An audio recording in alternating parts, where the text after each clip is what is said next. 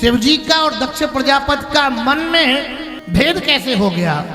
का प्रयाग में बहुत बड़ी सभा हुई, उसमें सभी देवी देवता पधारे, दक्ष प्रजापति आया तो भोले बाबा ने मन ही मन सम्मान किया, खड़े होकर के सम्मान नहीं किया। तो दक्ष प्रजापति को लगा कि ये अभिमानी है, ये मेरे आने पर खड़ा नहीं हुआ, मेरा सम्मान नहीं किया, श्राप दे दिया। नंदी ने भी श्राप दे दिया और उस अपमान का बदला लेने के लिए एक यज्ञ का आयोजन किया। भोले बाबा समत्व के देवता हैं। इतनी बड़ी सभा में एक व्यक्ति का सम्मान करो, बगल वाले को सम्मान नहीं करो तो उसका अपमान होता। शिवजी ने तो मन ही मन सम्मान किया, पर वो कहने लगा ये मरघट पर रहने वाला, भांग धतूरा खाने वाला क्या समझे सम्मान होता क्या। सबको आमंत्रण दिया पर शिवजी को बुलाया नहीं। देवताओं के विमान उड़ करके जा रहे हैं कैलाश से और मुस्कुरा करके ऋषि पत्नियां कह रही हैं सती जी से, हे सती माता, आपके पिताजी यज्ञ कर रहे हैं और बुलाया नहीं। उनको मालूम है कि इनको निमंत्रण नहीं है, इसे कहते जले पर नमक छिड़कना। सती जी भोले बाबा के पास पहुंची और पहुंच करके बोली, सुनो पिता भवनोत सब परम। शिव जी बोले, मैं नहीं जाऊंगा, तेरे पिता अभिमानी हैं, तेरे पिता ने मुझे बुलाया नहीं। सती जी ने कहा, एक पिता वो होता है जो अपनी बेटी देता है, एक पिता वो होता है जिसके राज्य में निवास करते हैं। जैसे हमारे पिताजी चले तुम्हारे पिताजी। भोले बाबा बोले, हमारे पीछे तुमको भी निमंत्रण नहीं दिया, मैं नहीं जाऊंगा। भोले बाबा ने तो डायरेक्ट मना कर दिया, मैं नहीं जाऊंगा। अब मायके की कोई अगर कोई बात कहे साहब तो फिर इनको इतना खराब लगता, और मायके की तारीफ करे कोई, फिर तुम देखो ऐसी मिश्री घुलती अंदर ही अंदर कि क्या बताऊं। तो मायके में कुछ हो, शादी विवाह फंक्शन यज्ञ भागवत, 1 महीना पहले से शॉपिंग शुरू हो जाती है। घर में खला उचेल मची रहा है। घर पर बड़ी खुशी होंगी, हमारी दीदी आई होंगी, हमारी बुआ जी आई होंगी, मझली दीदी, बड़की दीदी, छुटकी दीदी। शिवजी बोले, तुमको जाना हो तो चली जाओ, मैं नहीं जाऊंगा। सती जी बोली, अब तो हम जाएंगे ही जाएंगे, लेकिन बिटिया का सम्मान मायके में माता पिता होते तब तक ज्यादा होता है। माता पिता ना होने के बाद फिर भाई लोग करते तो हैं, पर मम्मी पापा जितना नहीं करते।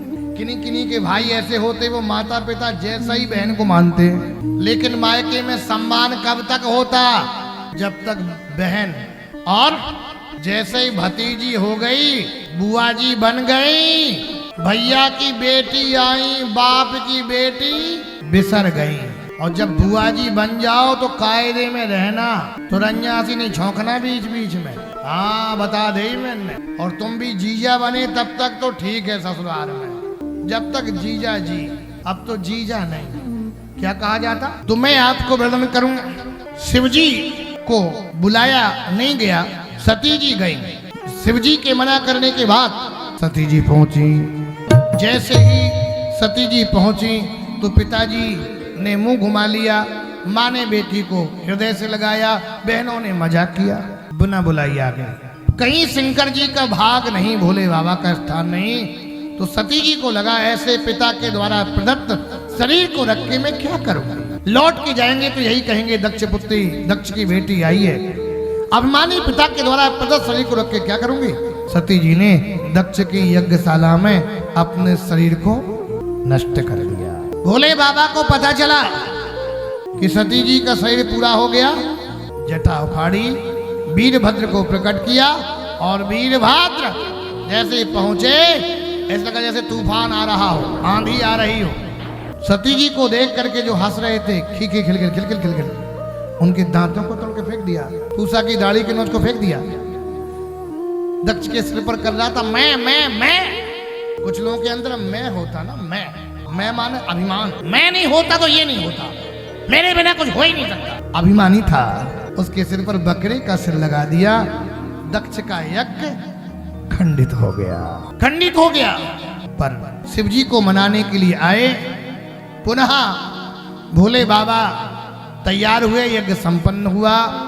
वही सती जी हिमांचल के यहाँ पार्वती के रूप में इनका प्राकट्य हुआ। बोले पार्वती मैया की, शिव जी की समाधि लग गई।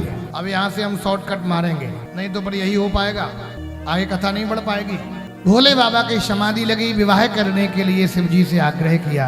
अब बेनती मम सुनहु शिव जो मोह पर निज ने जाही बिया शैल जही यह मुही मांगे दे। भोले बाबा से विवाह का आग्रह किया गया। शिव जी ने कहा मैं विवाह करूंगा। कहा क्यों नहीं, दिक्कत क्या? शंकर जी बोले दिक्कत ही दिक्कत है। अरे ये कहो कि सती जी पिताजी के यहाँ जल के मरी थी और कहीं ससुराल में मर जाती तो बाबा सेंटर जेल में बंद होता आज। अच्छा बिटिया अगर मायके में ना मर के कहीं धोखे से ससुराल में मर जाए और वो भी नया नया विवाह हुआ हो तो सोचो फिर, घर जमीन जायदाद सब। शंकर जी बोले एक बार फंस गया था चक्कर में, अब मैं करूंगा नहीं। कहा विवाह करो। शंकर जी बोले काम को जला दिया। जब से वे तीसर नयन उघारा चितवत काम जहरी चारा। काम को ही जला दिया, अब क्या करेंगे? भगवान बोले संसार के लोग काम के लिए करते हैं, आप काम के लिए नहीं, आप तो राम के लिए विवाह करें। आपके पास राम आया चल के। शिव जी बोले ठीक है, व्यवस्था तुम्हारी। राम जी बोले हमारी टोटल व्यवस्था रहेगी। बाराती हम, पंगत की व्यवस्था हम, निमंत्रण कार्ड हम छपवाएंगे, रिश्तेदार हम बुलाएंगे, खाने की लेटने की टोटल। सती जी के पास भेजा गया सप्तऋषियों को। उन्होंने कहा सती जी से क्या करोगी विवाह करके ऐसे व्यक्ति से? मरघट पर रहने वाला ठीक नहीं है, तुम्हारे अनुकूल नहीं है। तो सती जी ने कह दिया था बरऊं शंभुनत रहूं कुमारी, शिव जी के अलावा किसी का वर्ण करूंगी नहीं, जन्म कोट लग लगकर हमारी। और हाथ देखा तो यही सूचना मिली थी कि पति ऐसे ही मिलेगा। जोगी जटले काम नगर मंगल वेश अस स्वामी यह का परी हस्त अस रेख। हाथों में रेखाएं होती ना, किसी किसी के हाथों में मोटी मोटी रेखाएं होती हैं, चौड़ी चौड़ी। किसी किसी के हाथों में पतली पतली रेखाएं होती हैं, किसी के हाथ में रेखाएं कम होती हैं। ऐसा पति मिलेगा। आज सज्जनों शिवजी विवाह के लिए तैयार हुए। श्रृंगार किया गया। श्रृंगार शंकर जी के लिए कहा बाबा तो कहा शिव जी का श्रृंगार किया गया। जटा मुकुट अहि मोर समारा। श्रृंगार किया। शंकर जी बोले हम ऐसी मोर नहीं रखेंगे, संसार के लोगों जैसी। मणिधर सर्प की मोर बनाई। कंगन कुंडल पहरे ब्यारा ब्याला तन विभूति पट के हर छाला। भोले बाबा का श्रृंगार हुआ। कहा बाबा वाहन की व्यवस्था करो। शिव जी बोले हम तो अपने निजी पर्सनल वाहन से जाएंगे, नंदी पर बैठ के। शंकर जी बोले नंदी पर बाद में बैठेंगे, पहले ये बताओ बाराती कौन कौन है, लिस्ट। बोले बाराती वीआईपी जाएंगे। जब बारात में अच्छे एक से एक सुंदर मुंदर लोग जाएं तो बारात भी जचती है, किसी भले आदमी की बारात है, और ऐसे ही भर के ले जाओ। भगवान बोले इंद्र जाएंगे, ब्रह्मा जाएंगे, विष्णु जाएंगे, वरुण जाएंगे, कुबेर जाएंगे, वीआईपी बाराती, कूटक बूटक सूटक। शंकर जी बोले मेरे भी बारातियों की लिस्ट लिखो। अब शंकर जी के बाराती सोचो कैसे होंगे। कौन कौन? बोले भूत प्रेत पिशाच और 2 मैडम। अब आजकल बारात में ये लोग भी जाने लगे। पहले रोटी वाला नहीं बुलाना पड़ता था, अब रोटी वाला बुलाना पड़ता है। नाचने वाला अब नहीं बुलाना पड़ता है। भूत प्रेत। असल जिस गांव में एक ही भूत पहुंच जाए उस गांव में हालत खराब हो जाती है। वो भूत ही भूत पहुंचे। भगवान बोले भोले बाबा तुम्हारा दिमाग खराब हो गया क्या? ये भूत प्रेत। शंकर जी बोले तो कैंसिल, तुम्हारी बात खराब होगी। भगवान बोले ठीक, दुनिया के लोगों का विवाह होता तो भूत प्रेतों को अलग किया जाता है, लेकिन जब भूतनाथ का ही विवाह हो रहा है तो भूतनाथ में भूत नहीं जाएंगे तो कौन जाएगा? हमारी माताएं बहनें जानती हैं जब दूल्हा दुल्हन का विवाह होता है वर या कन्या का तो लोहे का छला पहना देते हैं लोग। क्यों? भूत न लग जाए, प्रेत न लग जाए। और गाती भी हैं हमरे हनुमान बाबा ऐसे गरजत हैं सो जैसे इंद्र आकाश पवन के हनुमत हो सहाय। गाती हैं ये लोग, और जाने क्या क्या गाती हैं। शिव जी अच्छा नंदी पर बैठे, और नंदी पर बैठे तो उल्टे बैठे। ऐसा दूल्हा देखो तुमने, ये बताओ, सीधे बैठे चाहिए पर उल्टे बैठे। उल्टे क्यों बैठे? शंकर जी बैठना नहीं जानते क्या? जो ज्ञान के भंडार हैं, व्याकरण शास्त्र संगीत सब कुछ उन्हीं से निकली है, तो क्या बैठना नहीं जानते? जानते हैं। किसी ने कहा बाबा उल्टे क्यों बैठे? शंकर जी बोले जानबूझ के बैठे। क्यों? बोले एक बार जिसका ससुराल तरह मुंह हो जाता, पर वो घर परिवार की तरफ देखता ही नहीं, ससुराल ही देखता रहा जानबूझ करके। शंकर जी ये कहना चाहते हैं संसार के लोगों, बैल धर्म का प्रतीक है। धर्म को चाहे उल्टा पकड़ो चाहे सीधा पकड़ो, धर्म तुम्हें लक्ष्य की प्राप्ति करा देगा। अथवा विवाह करना तो धर्म पूर्वक करना, अधर्म पूर्वक विवाह मत करना। चट्ट मंगनी पट्ट व्याह नहीं, धर्म पर आरूढ़ होकर के। आज जो समाज में विकृतियां आ रही है, जहां देखो तहां सोशल मीडिया पर आप वीडियो देखें, क्या है ये विवाह सफल विवाह नहीं होते हैं। इस प्रकार का चाहे बेटा हो चाहे बेटियां हो, उन्हें इस प्रकार का विवाह नहीं करना चाहिए अपने मन मर्जी से। एक समय ऐसा था कि लड़का बिटिया से विवाह का नहीं पूछा जाता था, लोग देख आते थे। अब आज का लड़का बिटिया नहीं पूछते हैं। भोले बाबा की बारात चली जा रही है, और जैसे ही बारात पहुंची, बाराती भी कैसे को मुखहीन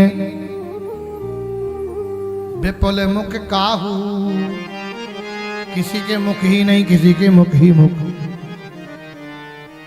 नाना बाहन नाना बेसा, नाना बाहन नाना बेसा, ऐसे शिव समाज निजे देखा, ऐसे शिव समाज निज देखा। विपुल नयन को नयन बेना, विपुल नयन को नयन बेना, इष्ट पुष्ट को अति तन खेना, हित पुष्ट को अति तन कीना, इष्ट पुष्ट को अति तन खेना, इष्ट पुष्ट को अति तन खेना। आज बारात पहुंची तो बच्चे देखने के लिए पहुंचे, तो बच्चों की हालत खराब हो गई। धर धीरज तह रहे सयाने, बालक सबले जीव पराने।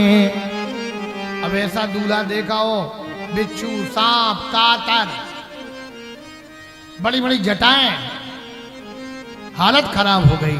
जैसे द्वाराचार होने के लिए बारात आई, मैना ने कहा हमको लगता सुंदर से यही लग रहा है, यही दामाद है। कहा ये तो दामाद के फ्रेंड हैं, दोस्त हैं, इंद्र। इतने में विष्णु निकले, कहा हमको लगता यही है। अरे बोले ये तो दोस्त लोग हैं। इनने सोचे जब दोस्त इतने सुंदर तो दामाद कितना सुंदर होगा। अब दामाद चला रहा है नंदी पर, नाचें गावे गीत परम तरंगी भूत सब। और जैसे द्वार पर आए, द्वाराचार होने लगा। द्वाराचार होने लगा तो शिव जी का सर्प बना था खिसका, बाबा जी का बाघंबर नीचे हो गया।